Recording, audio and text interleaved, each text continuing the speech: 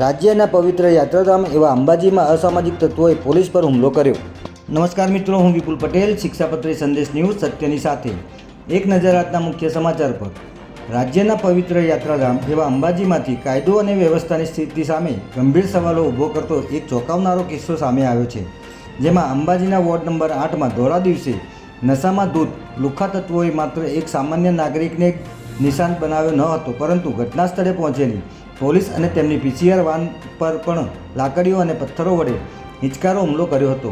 ભોગ બનનાર સ્થાનિક રહીશ બદારામ પંચાલની બાઇકને પાછળથી પૂર ઝડપે આવી રહેલા એક બાઇક પર સવાર 3 શખ્સોએ તેમની બાઇક સાથે ટક્કર મારી હતી, જે બાદ નશામાં ધૂત આ અસામાજિક તત્વોએ બળજબરીપૂર્વક પૈસાની માંગણી કરી હતી।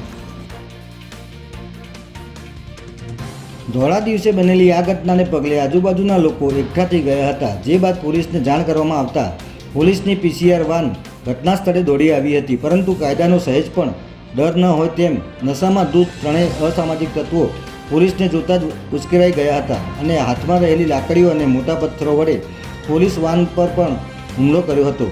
આ ગંભીર ઘટનાને પગલે પોલીસ બેડામાં ભારે દોડધામ મચી ગઈ હતી, ત્યારે પોલીસે હુમલો કરનાર 3 પૈકી 2 આરોપીની અટકાયત કરી લીધી છે અને ત્રીજા આરોપીને પકડવા ચક્રો ગતિમાન કર્યા છે।